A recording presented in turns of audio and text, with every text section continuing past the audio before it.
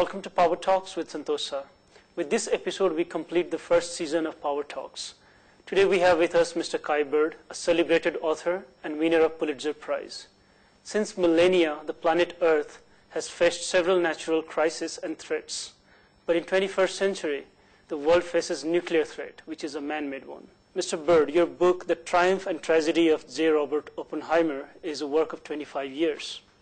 That's true. Where did you and your co-author get that kind of patience? Well, authors have to be patient. They sit alone all day and write. But biography in particular is very time-consuming.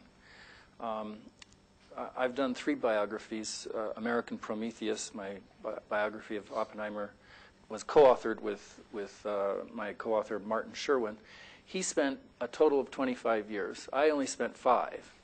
But in the year 2000, he'd already spent 20 years researching, and he came to me and said, Kai, if you don't join me on this project, my gravestone is going to read, he took it with him. The project would die. It's a serious book, and what exactly inspired you to complete this or to work on this? Well, it's we live in the atomic age since 1945, and as a writer, I like to take on big, complicated, controversial subjects. I've written in the past about the Vietnam War.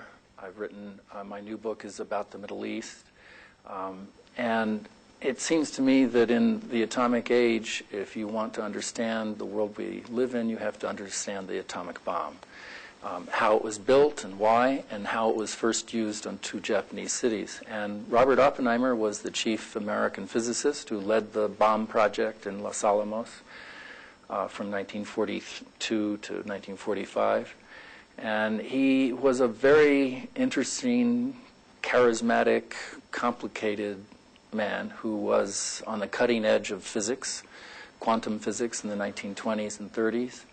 And as a very young man, he was recruited to work on this bomb project. He wanted to do it because he feared that the German fascists were going to get the bomb first. And he did it in 2.5 years.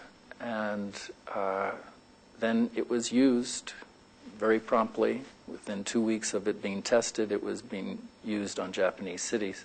And it's a fantastic story. It's a story for our time. Because, of course, these weapons still exist.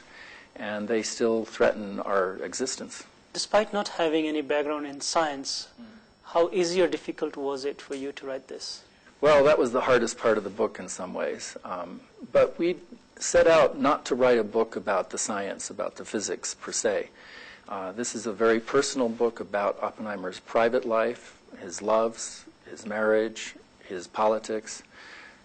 And we wanted to understand what made this man who he was, and why he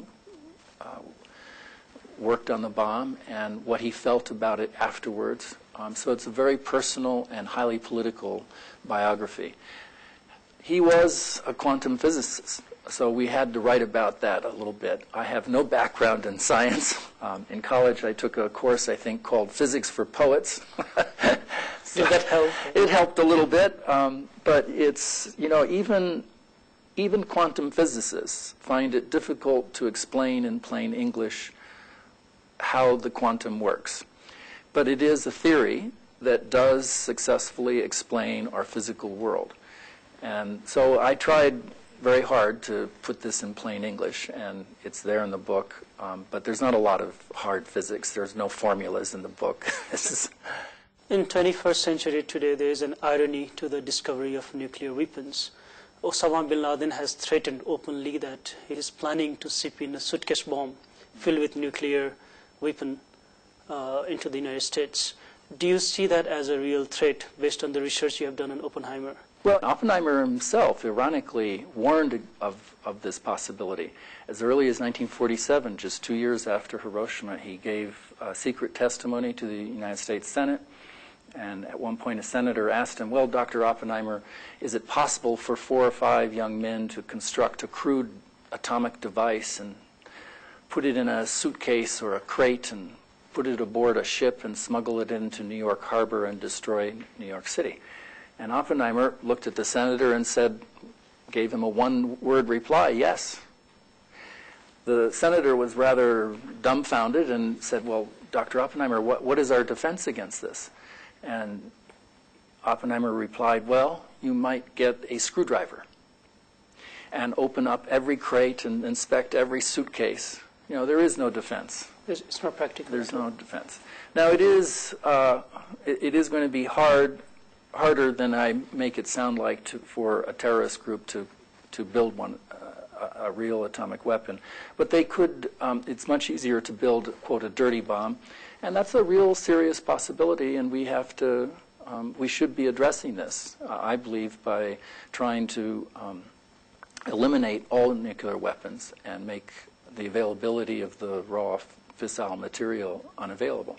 As an author, as a thinker, how do you see the science being misused by both the governments and the extremists? Well, science is science. It's there. You can't uninvent these things. And, you know, as human beings, as Oppenheimer argued himself, you know, it's our duty to understand the physical world around us and to explore. But science has been misused. And alas, one of the lessons of Oppenheimer's life is that he was trying, as a scientist, to be a public intellectual, to participate in the world and to inform people of the dangers of nuclear weapons in this instance.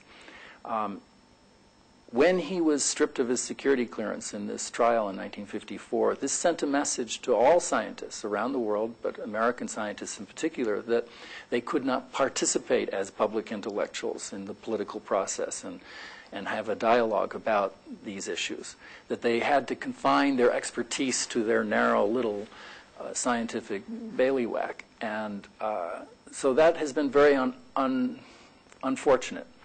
Scientists are special people. We are in a world in the 21st century where science is all around us.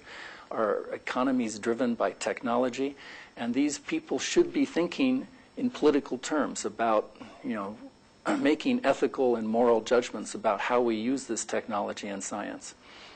So that's my take on it.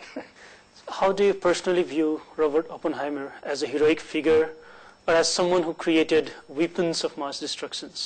I see him as a tragic figure, but I admire him. He was an amazing man. He was an intellectual. As a scientist, he was very unusual for scientists today in that he was a polymath.